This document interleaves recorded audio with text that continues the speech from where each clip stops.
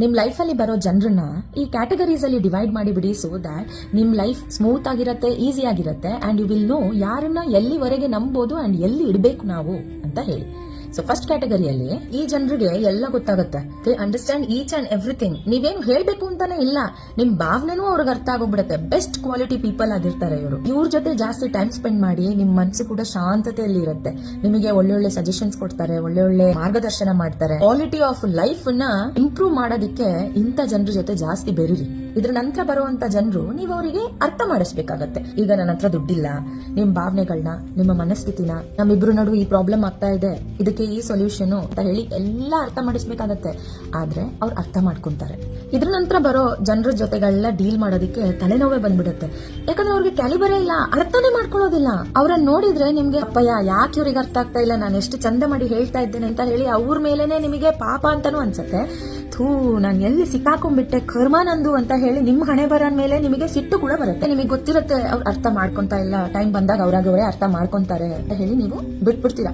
ಮುಂದೆ ಬರೋದು ಒಂದ್ ಮಟ್ಟದ ಟಾಕ್ಸಿಕ್ ಪೀಪಲ್ ಅಂತಾನೆ ಹೇಳ್ಬೋದು. ಇವ್ರು ಹೆಂಗೆ ಅಂತ ಹೇಳಿದ್ರೆ ಅರ್ಥ ಮಾಡ್ಕೊಳಕ್ಕೆ ಇಷ್ಟನೇ ಇರಲ್ಲ, ಪ್ರಯತ್ನನೂ ಮಾಡಲ್ಲ ಅವರು. ಇದರ್ ನನ್ ವೇ ಆರ್ ಹೈವೇ ಆತರ.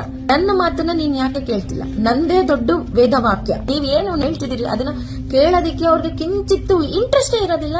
ನನ್ ಜೊತೆ ಅವ್ರು ಹಿಂಗ್ ಮಾಡಿದ್ರು, ನನ್ ಜೊತೆ ಅವ್ರಿಗೆ ಹಿಂಗ್ ಮಾಡೋದಕ್ಕೆ ಎಷ್ಟು ಧೈರ್ಯ, ನಾನು ನಾನು ನಾನು ಅಂತ ಹೇಳಿ ಅವ್ರದ್ದು ಪ್ರಪಂಚ ಇಷ್ಟರಲ್ಲೇ ತಿರುಗ್ತಾ ಇರತ್ತೆ. ಅವರಿಗೆ ನಾನ್ ಹೇಳ್ದಂಗ್ ನೀ ಕೇಳ್ಕೊಂಡಿರ್ಬೇಕು ಅಥವಾ ನಿನ್ ಜೊತೆ ಮಾತುಕತೆನೆ ಬೇಡ ಅಂತದವ್ರು. ಇದ್ರ ನಂತರ ಬರುವಂತ ಜನರು ಅವ್ರಿಗೆ ಎಲ್ಲ ಅರ್ಥ ಆಗಿರತ್ತೆ, ಯಾರು ಸರಿ ಯಾರು ತಪ್ಪು, ಯಾರು ಏನ್ ಮಾಡ್ತಾ ಇದಾರೆ ಅನ್ನೋದು ಎಲ್ಲಾ ಗೊತ್ತಿರತ್ತೆ. ಆದ್ರೆ ಗೊತ್ತಿಲ್ಲದೆ ಇರೋ ಹಂಗೆ ನಾಟಕ ಮಾಡ್ತಾ ಇರ್ತಾರೆ, ಪಕ್ಷಪಾತ ಮಾಡ್ತಾ ಇರ್ತಾರೆ, ಒಂದು ಜಾಗದಿಂದ ಇನ್ನೊಂದು ಜಾಗಕ್ಕೆ ಹಾರ್ತಾ ಇರ್ತಾರೆ, ಅಂಡ್ ಸಿಲೆಕ್ಷನ್ ಮಾಡ್ಕೊಂಡು ತಿರುಗ್ತಾ ಇರ್ತಾರೆ. ಅವ್ರ ಬೇಳೆನ ಅವರು ಬೇಯಿಸ್ಕೋಬೇಕು ಅಂತ ಹೇಳಿ ತಪ್ಪು ದಾರಿಯಲ್ಲಿ ಇರೋರ್ ಜೊತೆಗೂ ಹೋಗಿ ಸೇರ್ಕೊಂಡು ದೊಂಬರಾಟಗಳು ಮಾಡ್ತಾ ಇರ್ತಾರೆ, ನಾಟಕಗಳು ಮಾಡ್ತಾ ಇರ್ತಾರೆ.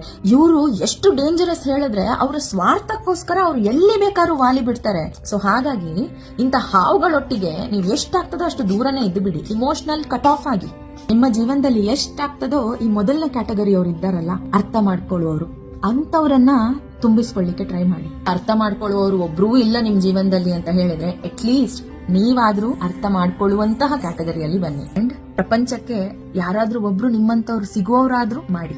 ಇದು ಒಂದೇ ದಿನದಲ್ಲಿ ಆಗುವಂತ ಬದಲಾವಣೆ ಅಲ್ಲ, ವರ್ಷಾನ್ಗಟ್ಲೆಯಿಂದ ನೀವು ಪ್ರಾಕ್ಟೀಸ್ ಮಾಡ್ಕೊಂಡಿರ್ಬೇಕು ಅಂಡ್ ಪ್ರಯತ್ನಗಳು ತುಂಬಾ ಬೇಕು. ಹೊಡ್ತಾ ಹೊಡ್ತಾ ಹೊಡ್ತಾ ಬಿದ್ದ ಮೇಲೆನೆ ಒಂದು ಜನ ಈ ತರ ಒಳ್ಳೆ ರೀತಿಯಲ್ಲಿ ಬದಲಾಗೋದು.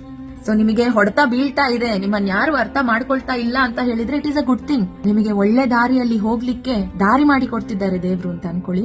ಅಂಡ್ ಫಸ್ಟ್ ಕ್ಯಾಟಗರಿಯಲ್ಲಿ ನಾವೆಲ್ಲರೂ ಬರೋ ಹಾಗೆ ಟ್ರೈ ಮಾಡುವ. ಓಕೆ.